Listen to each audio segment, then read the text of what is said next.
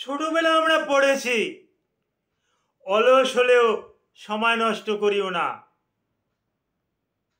নিজের পায়ে নিজে কুঠার মারিও না। এরকমের আরও যে কত প্রবাদ প্রবচন পড়েছি, এগুলোর কোনো ইয়াত্তা নেই। ইদানিংকালে দেখা গেছে নিজের শরীরের উপরে নিজে অনেক অত্যাচার করে, কিন্তু এই শরীরটা দেওয়া কিন্তু বিধাতার, শরীরটা দেওয়া কিন্তু সৃষ্টিকর্তার।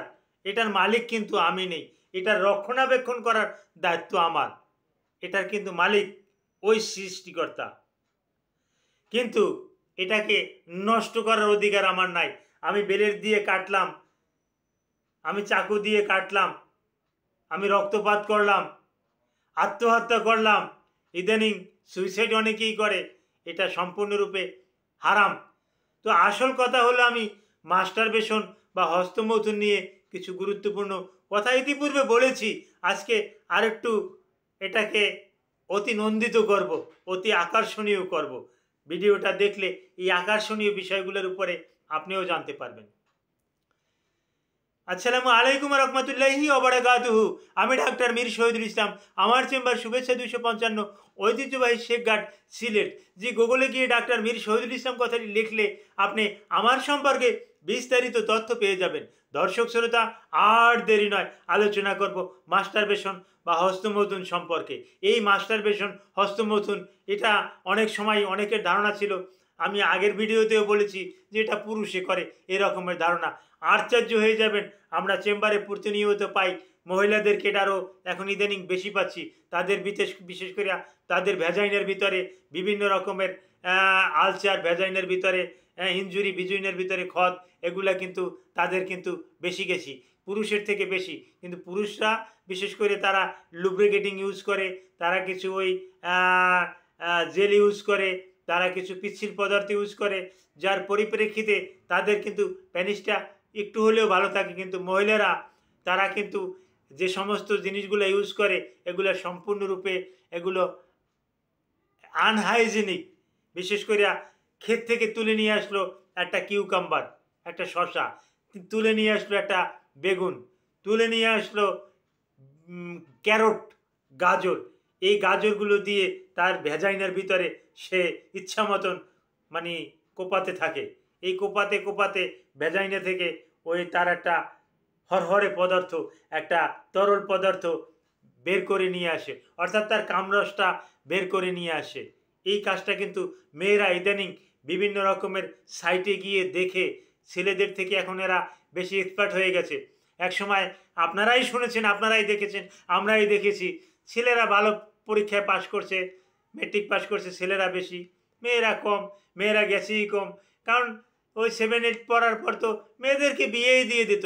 কিন্তু এখন মেয়েরা কিন্তু দেখা যাচ্ছে এই পড়াশোনায় এগিয়ে, ওই জিপিএ 5 তাও তারা বেশি পেয়েছে।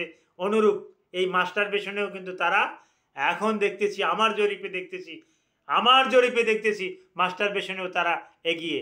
কিন্তু এ ব্যাপারে ইসলাম কি বলে? ইসলাম বলতেছে এটা করা, বিভিন্ন ওলামায়ে কেরাম বলতেছে এটা করা কিন্তু কবিরা গুনাহ।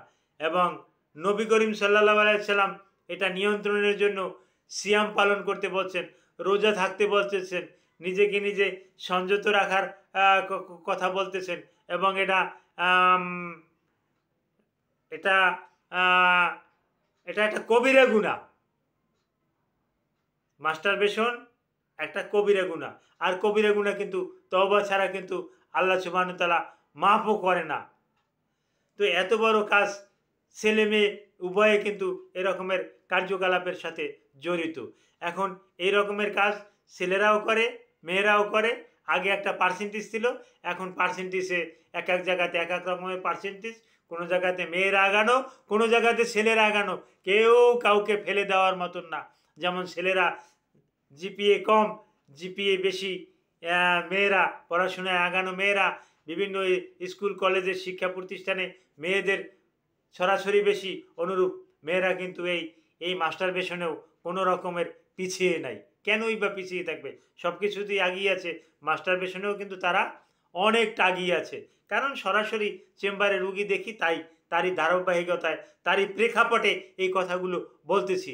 দেখতেছি যে তাদের যোনিপথ মানে ইনফেক্টেড হয়ে যোনিপথে আলসার, যোনিপথে বিভিন্ন রকমের ক্ষত, যোনিপথে আরও কত রকমের কত কি সার্ভিসাইটিস, সার্ভিক্সে ঘা, আলসার, হ্যাঁ, এবং যোনি থেকে বিচ্ছিরি গন্ধ, দুর্গন্ধ, ভালভা ফুলে যাওয়া, হ্যাঁ, পুরো ভ্যাজাইনাটা ফুলে যাওয়া, যোনিটা ফুলে যাওয়া, যৌনাঙ্গটা একেবারে ফুলে যাওয়া, লিবিয়া মেজোরা, লিবিয়া মাইনোরা এগুলো ফুলে যাওয়া।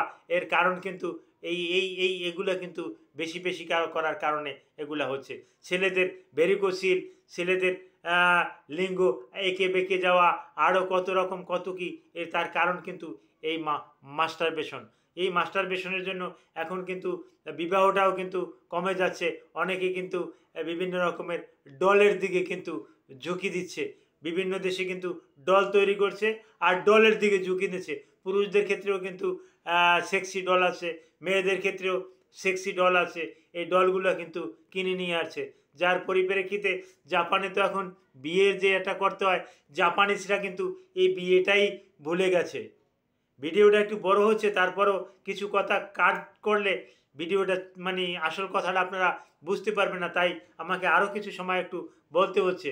তো এই মাস্টারবেশনকে বিভিন্ন ধর্মে নিষিদ্ধ করেছে, সুতরাং এর কুপ্রভাব থেকে নিজেকে রক্ষা করুন, হ্যাঁ, শরীরটাকে রক্ষা করুন। শরীরটা আপনার আপনার কিন্তু এটা সৃষ্টিকর্তার দেওয়া প্রদত্ত এক অশেষ একটা নেয়ামত। এই নেয়ামতটা ধ্বংস করতে পারি না। এজন্য কিন্তু সৃষ্টিকর্তার কাছে আপনাকে আমাকে কিন্তু জবাবদিহি করতে হবে। মাস্টারবেশনের অনেক সাইড এফেক্ট আছে। ইসলামিক বিধান এরকমেরও আছে যে হাত দিয়ে যে মাস্টারবেশন করলো, এই হাতগুলো এক একটা কলা গাছের মতন ফুলে যাবে, বড় হয়ে যাবে। এই হাত থেকে ডেলিভারি হবে, হাত থেকে বাচ্চা বের হবে। এগুলোর কিন্তু হাদিস কিন্তু অ্যাভেলেবেল আছে, রেফারেন্স আমি দিলে আরও অনেক বড় হয়ে যাবে। তো হ্যাঁ, এই মাস্টারবেশনের কুফল সম্পর্কে আমি আজকে এ পর্যন্তই আলোচনা করলাম। এই মাস্টারবেশনের কুফল সম্পর্কে আপনাদের আরও কিছু জানার থাকলে এই ভিডিওর কমেন্ট বক্সে কমেন্ট করবেন, আমি জানিয়ে দেব। Thank you all.